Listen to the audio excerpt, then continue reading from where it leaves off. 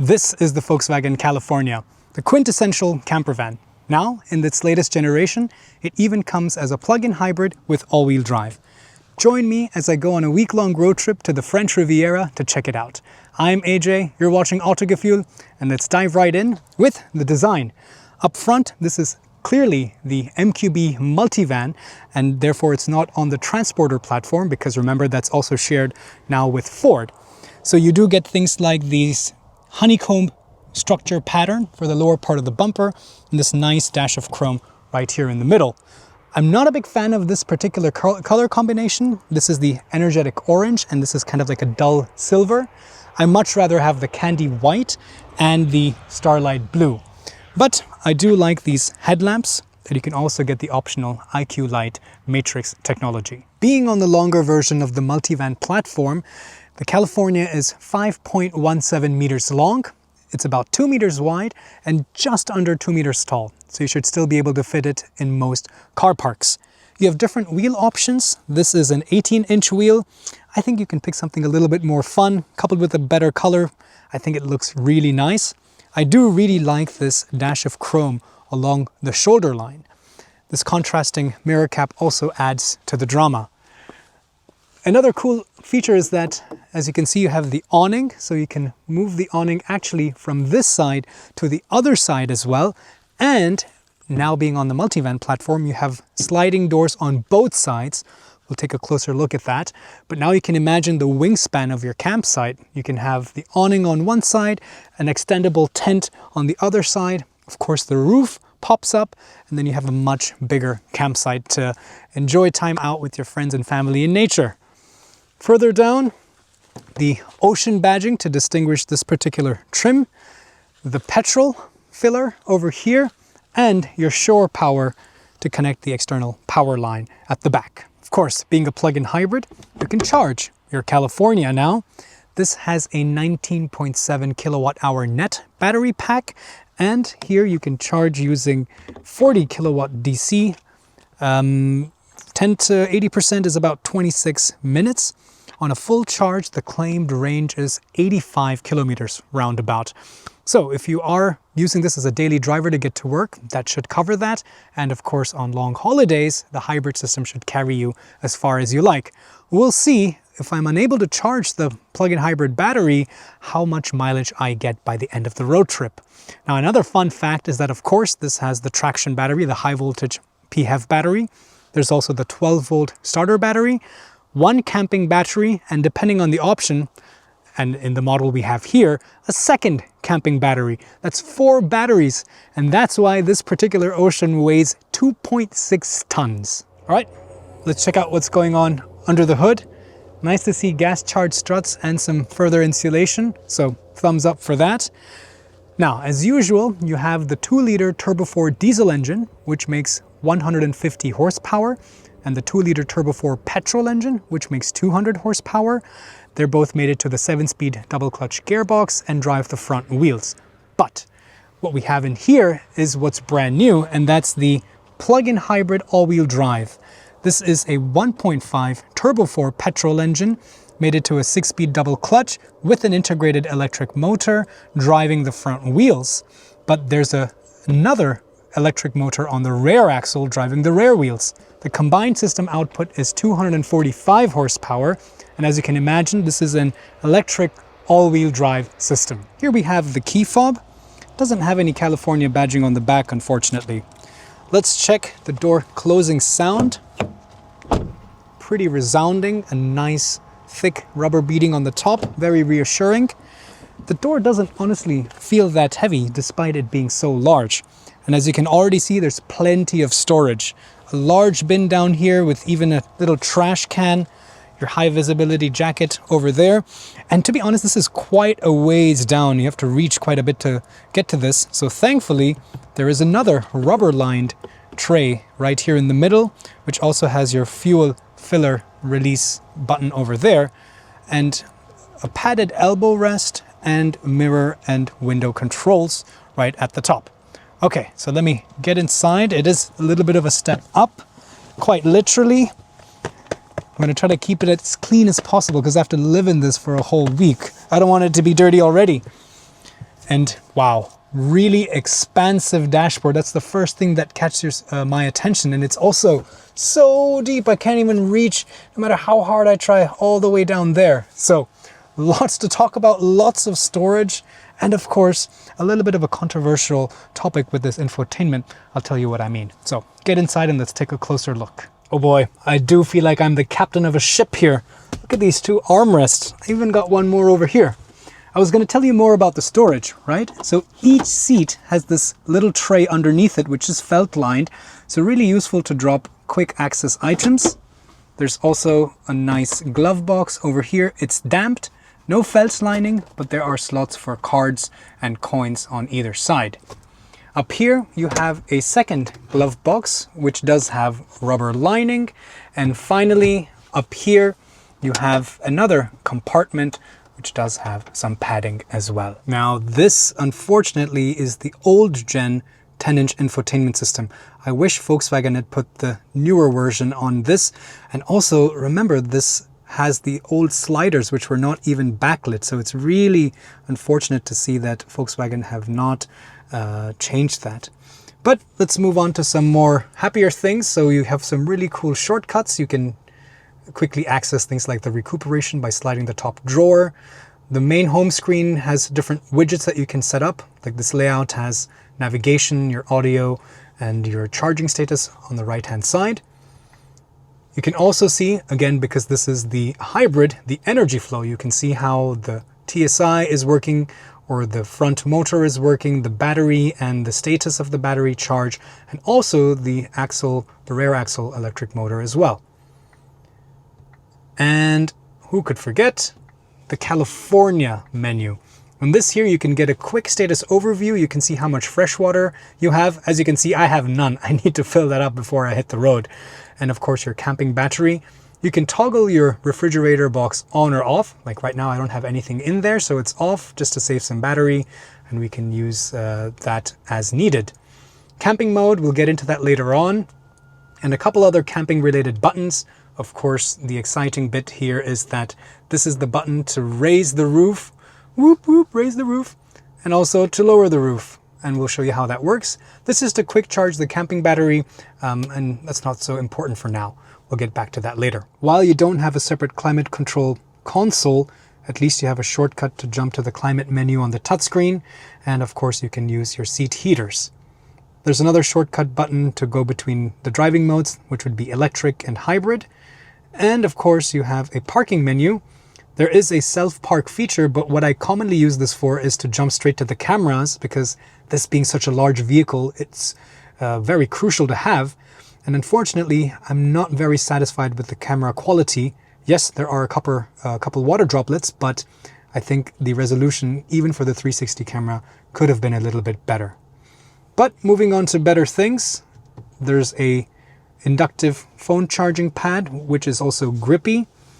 A couple old-fashioned USB-C ports, and a 12-volt power socket all the way here on the right-hand side.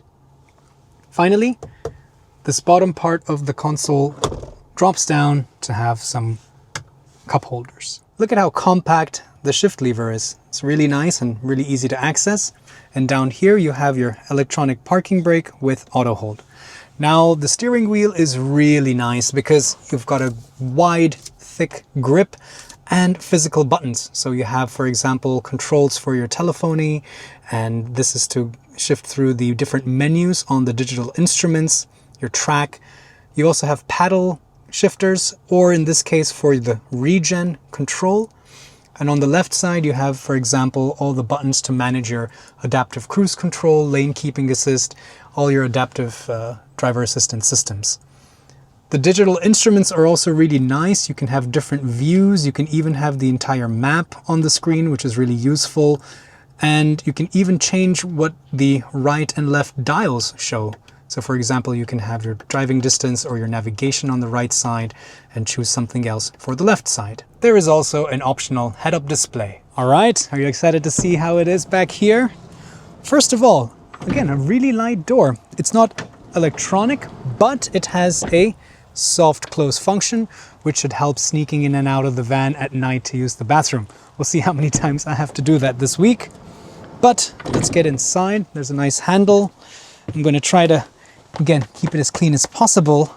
But wow, how welcoming. Let me welcome you into my van. Come on in, come on in. Welcome to my van. Isn't it cozy? I love the lighting. Speaking of which, there you go. No matter where you are, you just double tap on any of the lights and all of them shut down. That's pretty cool. But I have a full control right here in this little control panel. There is a accompanying app that you can put on your phone and you can control pretty much everything from that. We'll take a closer look at this throughout the week as we're camping. Another cool thing, of course, is the fact that you have these roller blinds on the outside two windows here and the window on the back to give you some privacy when you're camping. For the front, you have actual panels that you can just clamp on and then you can have a completely private interior. Plenty of storage, plenty of charging options, including a USB over there. More storage under these seats. These are actually even deeper than the ones in the front, so you can perhaps put some underwear or things like towels down there. But the biggest talking point here is the fact that there is a second sliding door. So now you have a brand new kitchenette and even a cool little picnic table that you can put out and even actually remove this altogether, and then you can put it here to have like an extended counter, or even over here to have a little bit more of a working space. We'll get into that later on, but what I wanted to focus on now is this kitchenette here. Are you hungry? Because I can cook you something. There is a gas stovetop. Yes, just one burner. The last camper van had two, but VW says due to customer feedback, they went to one, and that way they've been able to shrink the kitchenette size in total. And if you are camping, you generally do have a separate barbecue or something like that. Of course, this is where your freshwater tap is, right over there. There is a gray water tank down here, right over there. And because I will also be working remotely, #vanlife, there's also domestic power outlets, so I will be able to charge my laptop, hopefully. I'll tell you how that works. Places to keep your plates, places to keep some cutlery. I'm sure you can get magnetized pads and magnetized glassware and utensils so that you don't have them rolling around and clattering around when you're out on the road. These seats can also be slid forward and backwards on these railings, and I'll show you how to convert this into the lower bed, and I'll show you how the upper bed works when we're actually camping. But apart from sliding forward and backwards, you can also recline the back, or if I were to put this flat, then I have easy access to further storage over here. Nice compartmentalized bag. In fact, this also doubles as a way to block that window. There's also a very aircraft style overhead bin to keep more items over there. Right now there's just the cargo net. And lastly, on this side, you have some actual cabinets. They're pretty deep and they're lit up, but the entrance, this width is quite narrow, but very usable nevertheless. You have to be careful where you open this hatch because it is huge and it is heavy, but it's quite high. In fact, if it's raining, I could totally take shelter under this. So, a couple fun things. Right here, as you can see, you have a couple picnic chairs, and I'm going to be spending a lot of time on those, so we'll give you a better report while we're camping. There's also, of course, down here, blinds for the rear window. And now if we move our attention to the actual trunk area, I've brought my ruler. You can see that it's actually quite big. So from here to here, this is about 88 centimeters. So it's quite wide. You can easily fit a suitcase inside. Of course, the seats are in their backmost position, but even then, this is about 90 centimeters. So there's plenty of space to keep actual luggage. I'm planning to keep my inflatable kayak so that I can go kayaking. So that's probably where this will go. These are, for example, the actual blinds that we will put up on the front windows. And being the plug-in hybrid, we have the charging cable along with the shore power hookup line, which is going to come in handy for us. While we're down here, you can also see there is a picnic table that, of course, you can use outside with the picnic chairs. Or what I think I will plan to do most likely is put this right in the middle so that I have a nice place, a nice countertop, a nice desk to work. Sitting on these chairs, sitting with this table, can I really work 9 to 5 every day? We'll see how that goes. I don't need to tell you what this is. This is the mattress. So once the seats are down, this will roll out and make the bottom bed. This is where 2 people potentially can sleep, and the top bunk would be where 2 other people sleep. We'll see which one is more comfortable. They are quite different. It's interesting to say because those are kind of have like these box springs, and this actually has like a very hard wooden plate on the bottom. So which one is more comfortable, we'll find out. There's actually another smaller cabinet over here with more space. There's the trip switch for you to connect to shore power. There's also a little shower head down here, as you can see. I'm not sure I want to take a shower out in the open, but definitely useful when I want to maybe wash my feet, get rid of all the sand from the beach. Am I making you guys jealous? Maybe by the end of the video. This is where you fill the fresh water. So it's always a good idea to have fresh water in here to wash your hands. And if you're not really going to be doing a lot of cooking, it's going to come in handy. And this is where you would use this funnel to fill that in. You can attach the shower head here, and that's how you can take a quick shower, for example. And last but not least, this is where you release the tow hook.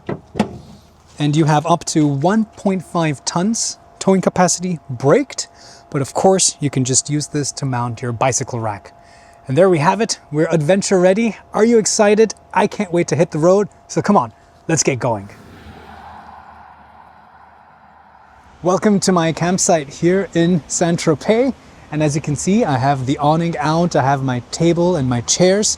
The awning is actually really easy to use. You get this key, and then you have to unlock the tool to then be able to wind out the awning from over here. So really nice and easy, and as you can see, it's very large, it's very expansive, plenty of space underneath to camp out as I have. These also are a good clothing line to hang your towels as well. These chairs are also actually really nice and comfortable and very sturdy. The back support is also taller now in this new generation, so it's a redesigned chair. So it's actually very comfortable. I have been working on this, as you can see, but with my laptop and my height, I'm 5'8" or about 1.7 meters. It's a little bit taller than I would have liked, so if the desk was a little bit lower, it would have been better, but this is a perfect height to eat. Over here, you also see that there is a power socket, but unfortunately, I've tested this. There's 3 of them, there's 2 more on the inside, but this one on the outside doesn't charge my laptop, so that's a bit of a bummer. I've checked the trip switch, I've checked the camping mode. They work if you're connected to a camping external power supply, but as you can see right now I have not. And in theory, if you're wild camping, you should be able to charge your laptop. Unfortunately, there's only one on the inside that does that. But speaking of the inside, let's get inside and take a closer look. All right, let's get inside. I'm gonna try to dust my shoes off. It's been a lot of fun camping inside here for the past few nights. Let's talk a little bit more about the kitchenette. What I really like is this really large and deep refrigerator. Please ignore all the junk food I have in there. But it's really nice because it's also very accessible from the outside when I'm sitting over there. This countertop is also really useful, comes in really handy, and even the sink, especially when I was up in the mountains to quickly wash my hands or put on my contacts. It's really easy to operate, and 29 liters is plenty, and it's really easy to refill. This gas top is also really nice. It gets hot really quickly, and to boil a pasta or a pot of pasta, it takes just about 5 to 10 minutes. So a quick lunch, no problem. Now down here, like I was saying, there are two more power sockets. And as you can see, this one works to charge the laptop, but this one doesn't. So that's a little bit of a hit and miss over there. Speaking of hits and misses, another thing which I think could have been done a little bit better is this touchscreen. It's really slow to respond. It takes time to boot up. And when I want to quickly, for example, turn the lights off, see, 1, 2, 3, 4. It took 4 taps.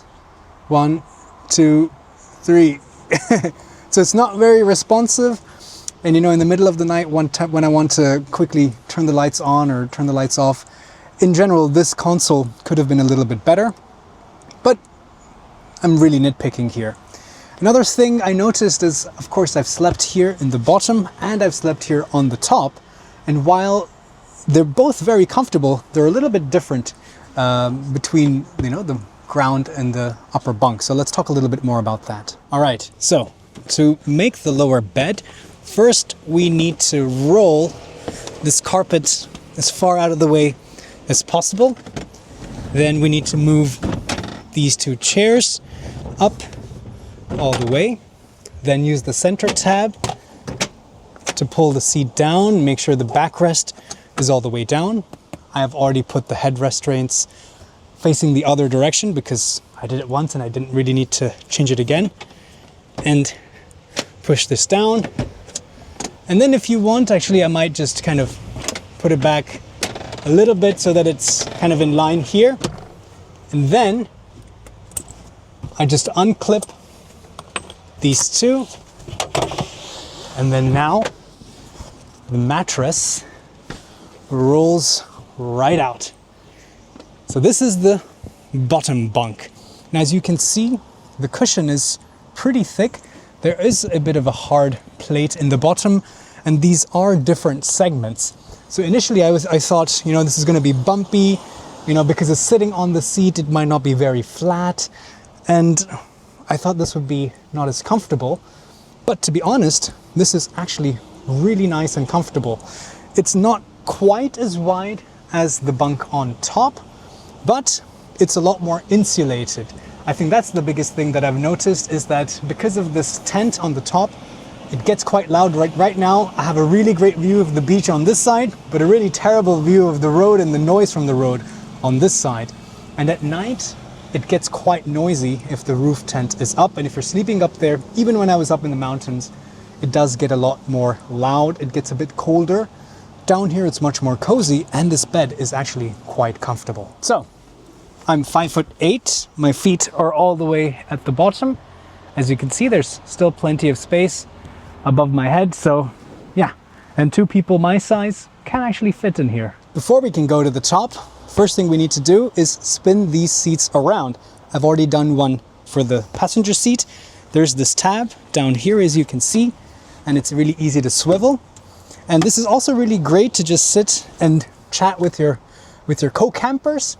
Even the driver's seat can be swiveled. It's also adjustable for height. So it's really cool. Because this is the MQB platform, there is no large handbrake down here. Speaking of which, while it's really easy to get in a good driving position and really find a comfortable contour, it's kind of silly that the backrest is so, it's got the old wheel here. But anyway, another thing to note while I'm here is that I really like these covers to cover the windshield and even the sides. This is really nice because it just is held up by the sun visors. Really smart thinking. These are held up simply by magnets, so they just click, click, click, pop into place. And on this side, you will notice that I have attached the louver. So it is a great ventilation system. There's also a mosquito mesh. So in the evenings, if I just pop this in when I'm camping, I get a lot of air. And now, here we go, watch out, the sky is falling. Whoop.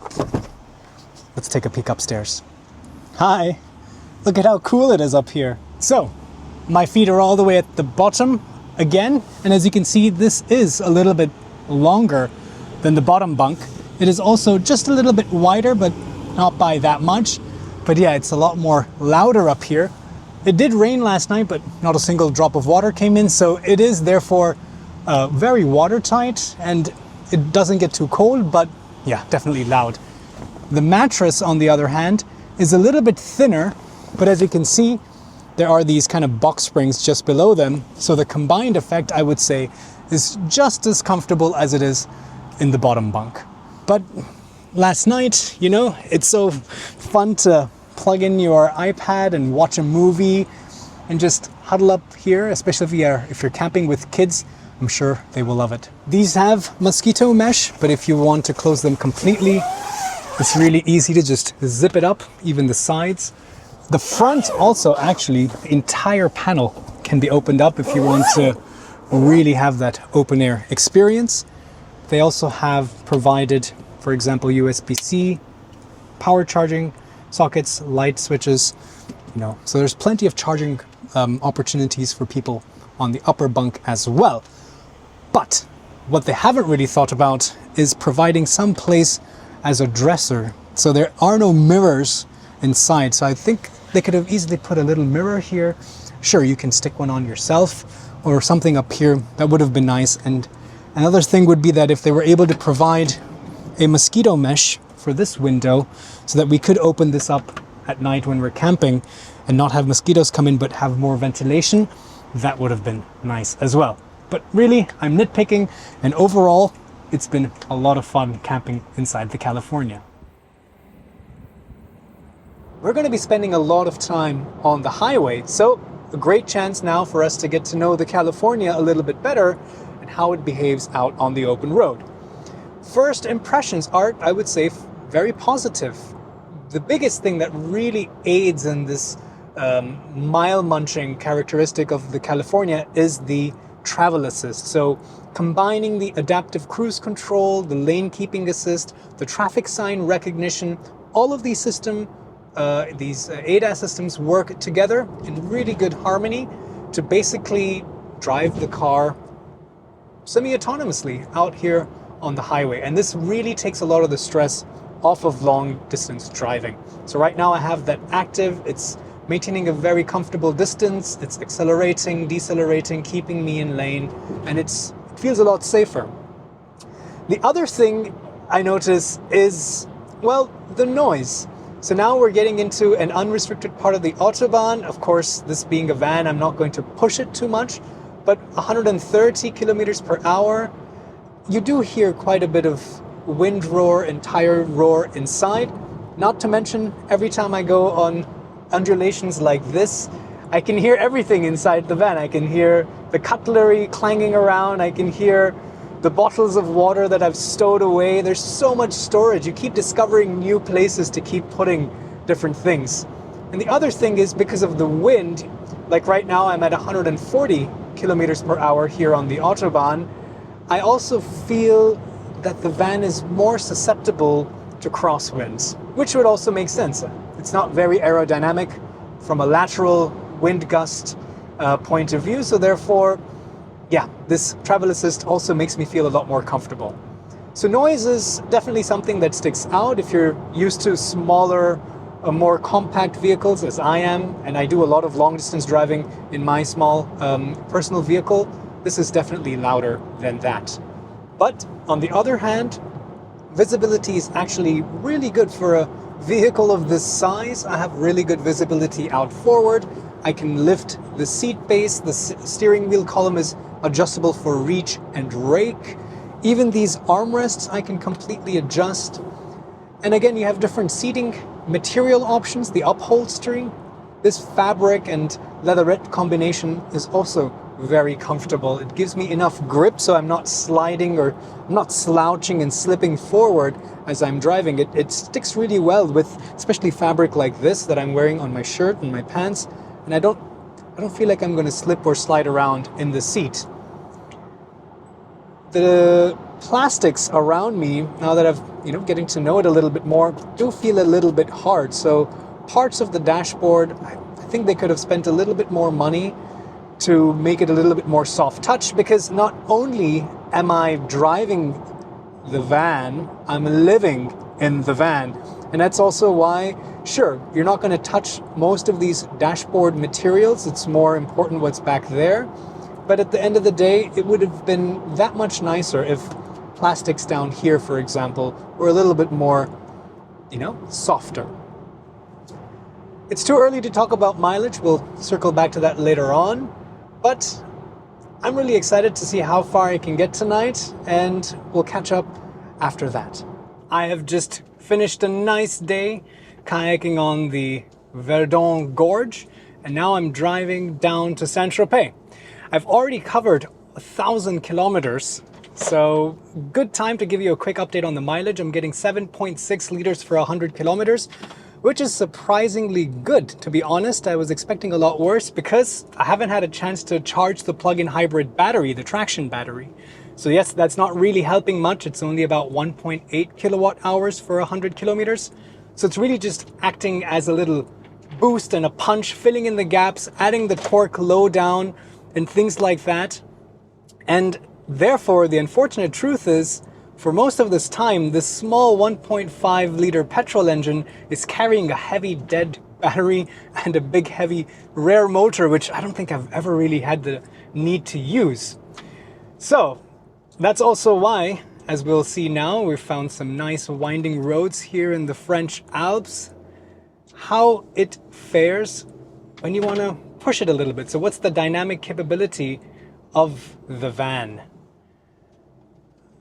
First of all, you can hear everything clattering around, and this is actually a funny thing I realized is, unlike my usual road trips where I just pack a suitcase, here in the California I had to move in. I have plates, I have cutlery, I have, all kinds of stuff hidden in all of these cabinets, and I wish some of them, like especially the cabinet under the sink where I have my pots and pans and plates, they were rubber lined. Like the glove box here, and even some of these other glove boxes have felt or rubber lining. The cabinets back there are just, they're just wood. So there's a lot of clattering. Of course, being a camper van, you can always make it your own, and you can always go back and add all these extra things to personalize your own camper van. And that's probably one of the things I would recommend you do right away. Now, coming to the dynamic capability, again, you can hear that engine. It's having to do most of the work. So that's something quite audible. It's not an unpleasant noise. It's a 4-cylinder. So it's really smooth. It doesn't feel like it's, strained, but it does make its presence known, and you can tell that it's having to work a little bit harder. But the good thing is, around these corners, it actually handles its weight really well, and its size also really well. The suspension is actually really good. It surprised me. It's very quiet and it's very composed. It really prevents body roll. The good thing is there's a lot of low center of mass, right? It's the big battery pack, the fuel tank, the water tank. And speaking about the fuel tank, because this is a plug-in hybrid, the fuel tank is a little bit smaller. So I've only been getting a range of about 530 kilometers. So more frequent fueling stops, unfortunately.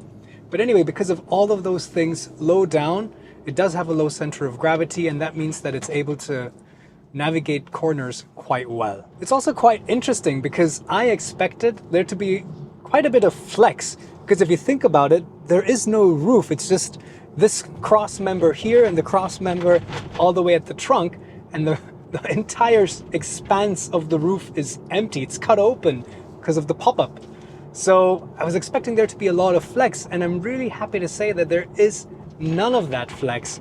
So the van tracks in a very straight line. The steering is communicative. Sure, this is a leisure vehicle and it wants to be driven at a leisurely pace, but it really holds its own if you pick up the pace like this. It's got really good grip.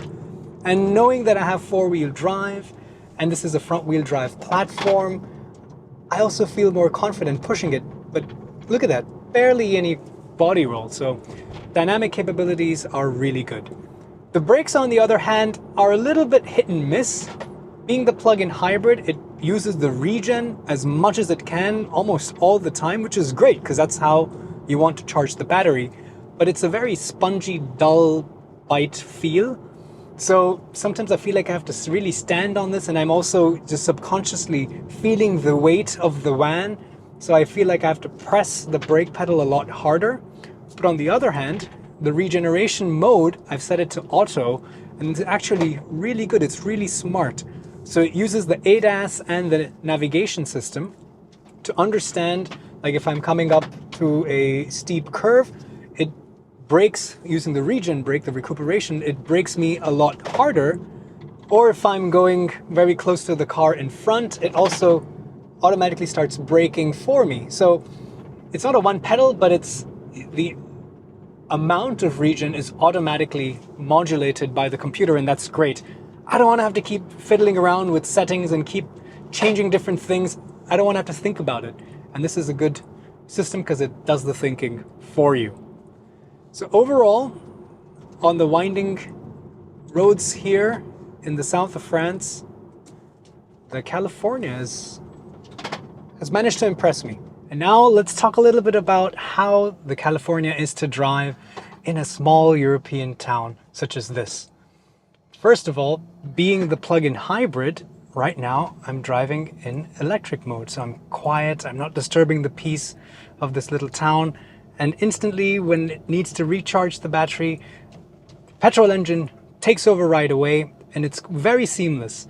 Of course, because there's also a small motor on the DSG gearbox, you don't really feel any kind of jerk or, the engaging and disengaging of the petrol engine. It's very, very seamless. The visibility is also really good. I like the fact that you have these little quarter glass panels all the way in the front, so I can really peer down into that corner to make sure I'm not hitting the curb in these little narrow lanes.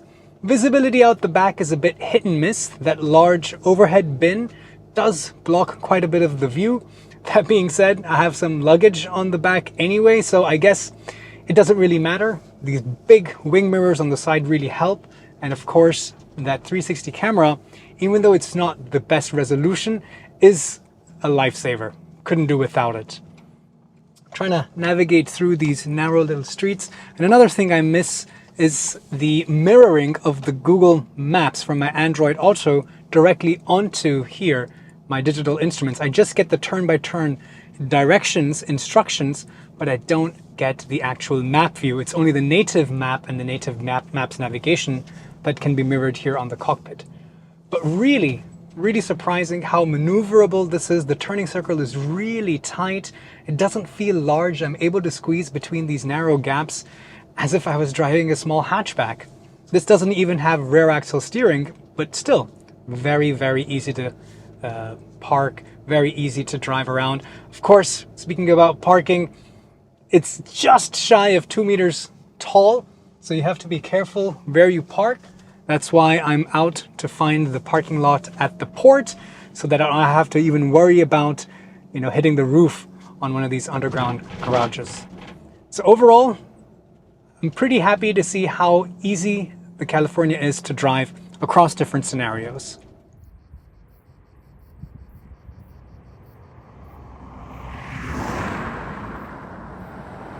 Welcome to Lake Mont Cenis, the final stop on my road trip. This week, I've driven 1,600 kilometers and really gotten to know the California. I like how spacious it is on the inside, now that it's bigger. It's also very comfortable. The auxiliary heater really helps on a cold mountain morning. And I also like how well it drives. It's really capable on winding roads. Even though it's quite large, it's easy to maneuver in small cities. What I would do a little bit differently if I had a California would be to put some more rubber lining on the insides of some of the cabinets so that, for example, plates and pots don't clatter as much. What you cannot change, and I think is the weakest link in the California, is the infotainment system. Now let's address the elephant in the room, the price. The Ocean, which is the top spec, with the plug-in hybrid 4Motion, is a whopping 103,000 euros. And keep in mind, yes, while I got 8 liters for 100 kilometers, which is pretty good, if you're not able to charge it, then it's going to give really bad mileage and doesn't make sense to drive it in the city. Therefore, if you're buying it as a private user and not as a lease, and there is no incentive for a plug-in hybrid, I would stick with the diesel version. In fact, I would probably even pick the base beach variant, which is about 64,000 euros. And that way you have more seats, you still have the pop-up roof if you want to go camping, And you can just take out some of the seats and put your own mattresses and make it a camper that way. But what about you? What do you guys think? An unfortunate ending to an otherwise pleasant experience with the California. This morning, the roof just would not go down. Seems like an electronic or a software issue. No matter how many times I rebooted it, it didn't work. I spoke to the VW service center. They were also of not much help and nobody really came to fix it. At the end of the day, it was a pretty easy solution. In the user manual, which is on board in the computer, it tells you how to manually override the hydraulic pump with a simple screwdriver. Right here you can release the pressure and the roof goes down, and it also comes with some straps to further secure the roof. But it's a bit unfortunate knowing that this is a brand new car. Hopefully Volkswagen fixes this issue. Another important thing to consider is how does this compare with its key competitors, for example, the Mercedes Marco Polo. Make sure you're subscribed to this channel because in a few weeks I will be doing another road trip and camping inside the Mercedes Marco Polo, and I can really compare these two and give you a much better comparative verdict then. Also, check out Thomas's review of the Marco Polo. Though he didn't camp in it, we can already get a really good overview of how that van is, and check out some of the other camping vans that we have on the channel. Thanks for watching.